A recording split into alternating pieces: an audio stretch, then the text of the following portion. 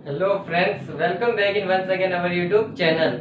जिस तरह हमारे पॉलिटी चल रही थी, पिछली वीडियो में हमने संसद और लोकसभा राज्यसभा के बारे में पढ़ा था। आज के वीडियो में हम जानेंगे लोकसभा के बारे में। तो चलिए वीडियो करते स्टार्ट।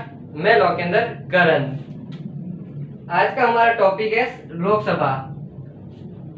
एक बार हम पिछला रिवीजन भी मार लेते हैं। संसद हमने क्या क्या पढ़ लिया था, फिर हमने राज्यसभा, आज हम पढ़ेंगे। आज का हमारा टॉपिक हो जाएगा लोकसभा। संसद संसद का वर्णन हमारे संविधान में कहाँ वर्णन किया गया है, तो आर्टिकल 79 में, राज्यसभा का 80 में और लोकसभा का 81 में। तो ये तो हो गए हमारे संविधान के अनुच्छेद। अब जानते हैं इनको किन किन देशों में क्या क्या नामों से जाना जाता है। अगर हम बात करें संसद को, अगर अमेरिका की यूएसए में इसे कहते हैं क्या, सीनेट, कांग्रेस।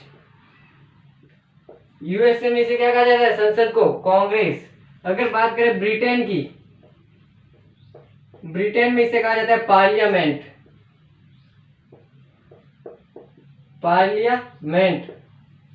अब बात करते हैं यूएसए में राज्यसभा को क्या कहा जाता है, तो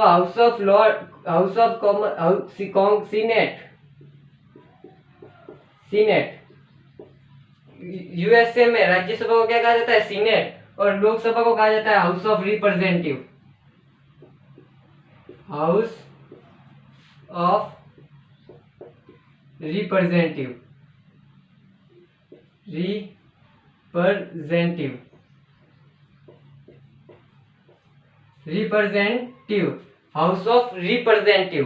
ये क्या, यूएसए में संसद को कहा जाता है कांग्रेस, राज्यसभा को कहा जाता है सीनेट और लोकसभा को कहा जाता है हाउस ऑफ रिप्रेजेंटेटिव। ब्रिटेन में संसद को कहा जाता है पार्लियामेंट, इस राज्यसभा का कहा जाता है हाउस ऑफ लॉर्ड।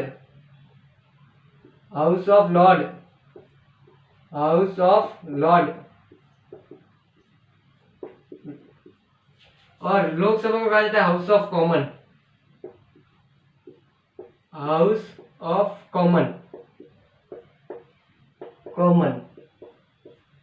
तो ये हो गए इनके नाम, और विश्व में रिलेटेड हमने कनेक्ट करके जान लिया कि इसको विश्व में किन किन नामों से जाना जाता है। संसद के बारे में जान लिया था। इसके कितने, भारत की बात कर रहे हैं तो इसमें 2 सदन होते हैं। कौन कौन से, लोकसभा और राज्यसभा। अगर हम बात कर ले अंग की, तो संसद में 3 अंग होते हैं, लोकसभा, राज्यसभा और राष्ट्रपति। ये हो गए इसके 3 अंग। अब बात करते हैं राज्यसभा के बारे में। तो राज्यसभा वर्णन आर्टिकल 80 में, इसके बारे में हमने बात कर ली थी कि इसमें अधिकतम सदस्य संख्या 250 हो सकती है, लेकिन वर्तमान में 245 है। फिर इसके बारे में हम आज जानते हैं हमारे लोकसभा के बारे में। अब इसको दोनों को कंपेरिटिव में पढ़ेंगे तो हमारा जल्दी से आसानी से हमारा कंप्लीट हो जाएगा। जैसे लोकसभा को कहा जाता है प्रथम सदन। अब इनके अन्य नाम जान रहे हैं हम। इसे कहा जाता है प्रथम सदन, इसे कहा जाता है द्वितीय सदन। अब इसे कहा जाता है उच्च सदन, इसे कहा जाता है निम्न सदन। इसे लोकप्रिय सदन भी कहा जाता है। किसको, लोकसभा को लोकप्रिय सदन, लोगों का प्रिय सदन, लोकप्रिय सदन भी कहा जाता है। इसे स्थायी सदन भी कहा जाता है। इसे स्थायी, राज्यसभा को स्थायी सदन कहते हैं, इसे अस्थायी सदन कहा जाता है, क्योंकि इसे लोकसभा को क्या है, कभी भी भंग किया जा सकता है। तो ये हो गए इनके नाम। अब जानते हैं इनमें जो लोग जाएंगे उनकी क्या क्या योग्यता चाहिए। अगर इसकी योग्यता की बात करें तो भारत का नागरिक हो, वे सब तो कॉमन है, सब में। उम्र इसमें चाहिए आपको 30 वर्ष, इसमें चाहिए आयु आपकी 25 वर्ष। तो ये क्या हो जाएगी, आयु। ये हो गई योग्यता। अब बात करते हैं इनके आगे संरचना के बारे में। इनमें कहाँ से कितने सदस्य आते हैं, और कार्यकाल के बारे में जान ले तो इसका कार्यकाल हो जाएगा टेन्योर, कार्यकाल। इसका कार्यकाल अगर आपसे पूछ ले राज्यसभा का कार्यकाल, तो राज्यसभा का कोई कार्यकाल नहीं होता स्थायी, इसीलिए हमने क्या कहा, स्थायी, इसका कोई कार्यकाल नहीं होता। लेकिन इनके सदस्यों का कार्यकाल होता है 6 वर्ष, और फिर इनके कार्यकाल हो जाएगा 5 वर्ष। अब चुनाव। अब जानते हैं इनकी संरचना के बारे में। इनमें कहाँ से कितने कितने व्यक्ति आते हैं। तो ये हो गया इनके बारे में। अब इसकी जानते हैं हम संरचना के बारे में।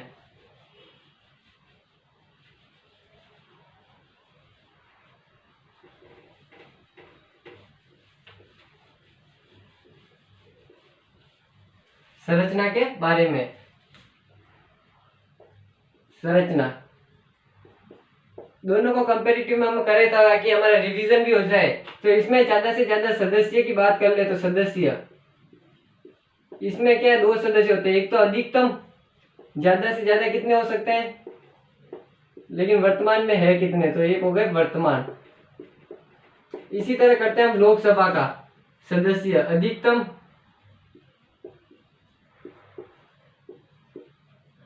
और वर्तमान। अब बात करते हैं अधिकतम सदस्य कितने हो सकते हैं राज्यसभा में, तो 250।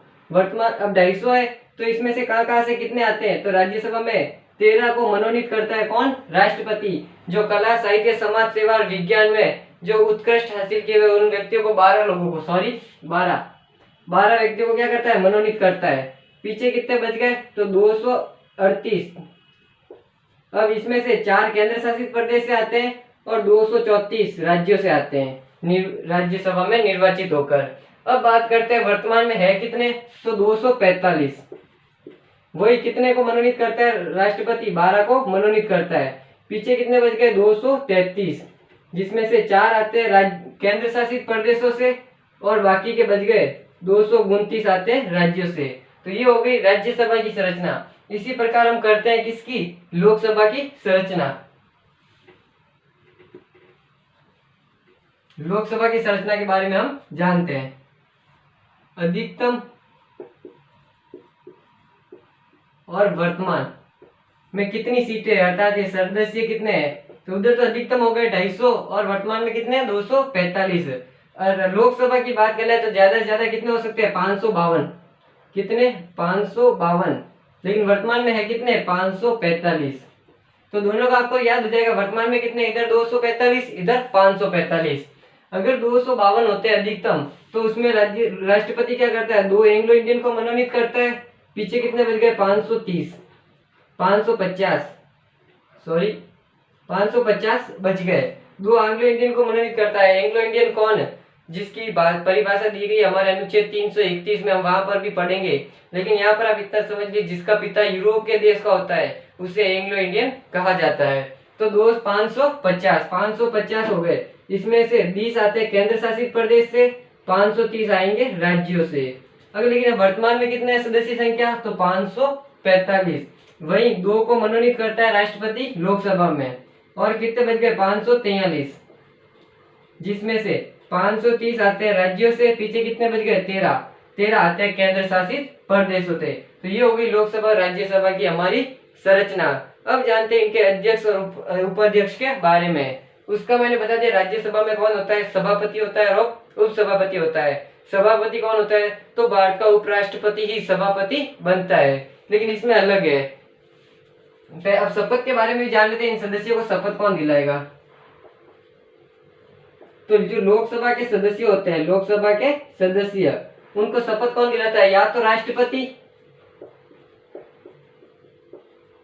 लोकसभा के सदस्यों को शपथ कौन दिलाएगा, या तो राष्ट्रपति। अब राष्ट्रपति 545 को, इतनों को तो शपथ दिला नहीं सकता, उसके पास भी बहुत काम होता है। हमारे भारत का सर्वोच्च पद है राष्ट्रपति का पद, तो उसके पास बहुत से काम हो गए। वो 545 को कब तक शपथ दिलाएगा, तो वो क्या करता है, 545 में से किसी एक को शपथ दिला देगा। मान लीजिए कोई बार बार चुना का है, उसको एक्सपीरियंस है, किसी एक एमपी को, जो इसके अंदर जाते हैं संसद के अंदर, उसे क्या कहा जाता है, एमपी, सांसद, मेंबर ऑफ पार्लियामेंट। ये 545 सदस्य है, उनमें से एक एमपी को लेकर जो बार बार चुनकर आया हुआ है, उसे एक्सपीरियंस होता है, तो उसको राष्ट्रपति क्या करता है, उसे एक को शपथ दिला देता है।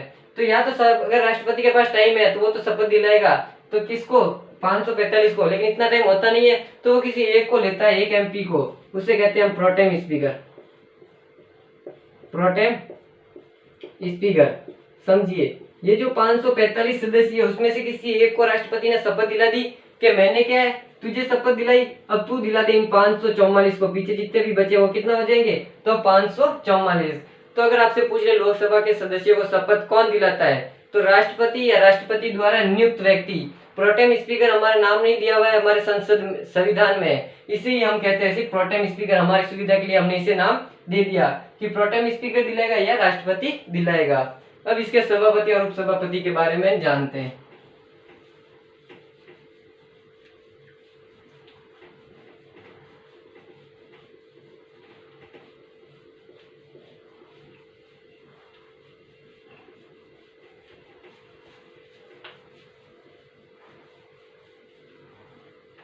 अब जानते हैं हम सभापति, उपसभापति। क्या चल रहा है हमारा टॉपिक? लोकसभा।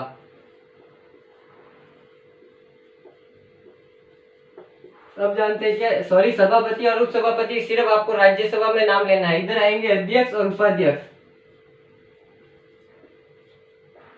अध्यक्ष और उपाध्यक्ष,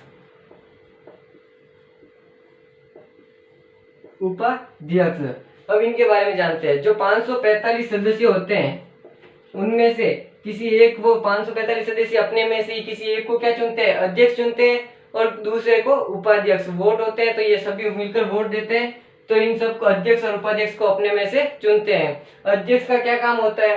तो वही लोकसभा की कार्यवाही को संचालन करना, कोई ज्यादा हल्ला वल्ला न करे, सबको देखना, मेंबर ऑफ जो भी लोकसभा के सांसद होंगे, लोकसभा में जितने भी सदस्य होंगे उन पर ध्यान रखना कि कोई ज्यादा बहस ना करे, किसी पर ज्यादा हल्ला ना करे, कोई भी ऐसे काम को बिगाड़े ना, तो व्यवस्था बनी रहे। उसके लिए क्या होता है? अध्यक्ष। लेकिन ऐसी व्यवस्था की गई हमारे संविधान में कि अगर अध्यक्ष ही ना हुआ तो उसकी जगह कौन आएगा?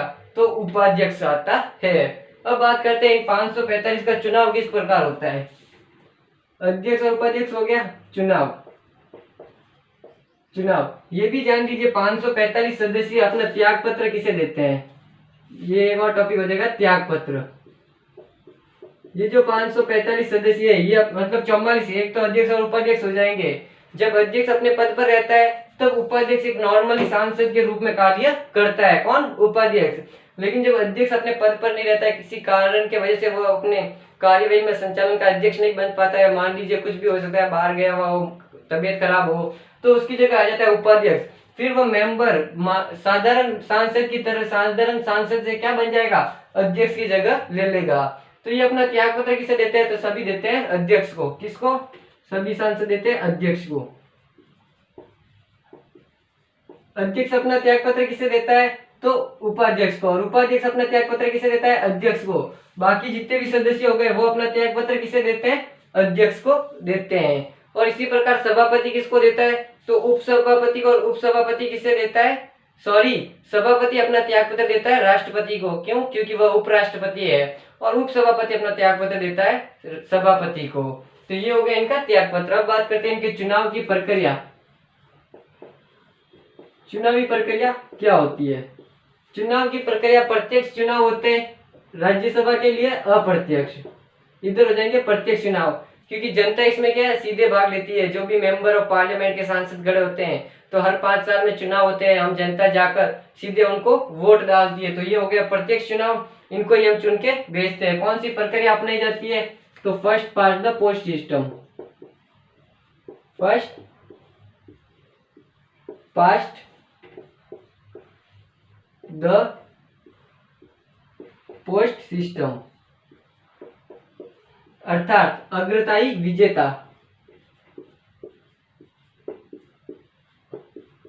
अग्रताई विजेता मतलब जिसके ज्यादा वोट मिले वह समझ लो वो जीत जाता है। ये प्रक्रिया अपनाई जाती है।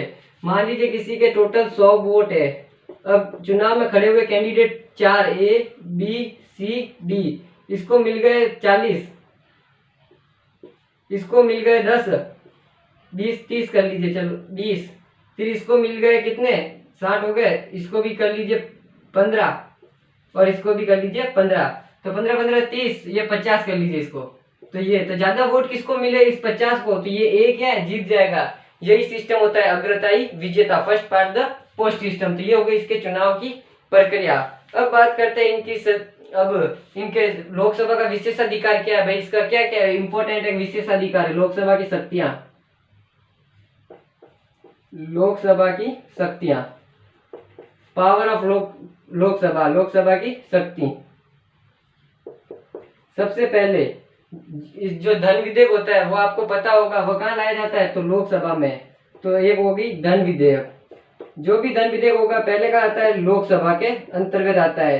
सारे जो भी मंत्री होते हैं, कैबिनेट मंत्री, वो किसके प्रति उत्तरदायित्व होते हैं? तो वे भी लोकसभा के प्रति उत्तरदायित्व होते हैं। तो मंत्री सामूहिक रूप से किसके प्रति उत्तरदायित्व होते हैं? तो लोकसभा के प्रति सामूहिक रूप से उत्तरदायित्व होते हैं। व्यक्तिगत रूप से राष्ट्रपति के प्रति उत्तरदायित्व होते हैं। और ज्वाइंट सेशन होता है। तो ज्वाइंट सेशन अर्थात लोकसभा राज्यसभा को कोई गतिरोध किसी विधेयक पर उत्पन्न हो जाता है तो उस ज्वाइंट सेशन की अध्यक्षता भी कौन करता है? तो लोकसभा का अध्यक्ष करता है उस समय भी। लोकसभा का अध्यक्ष ज्वाइंट सेशन की क्या करेगा, अध्यक्षता करेगा।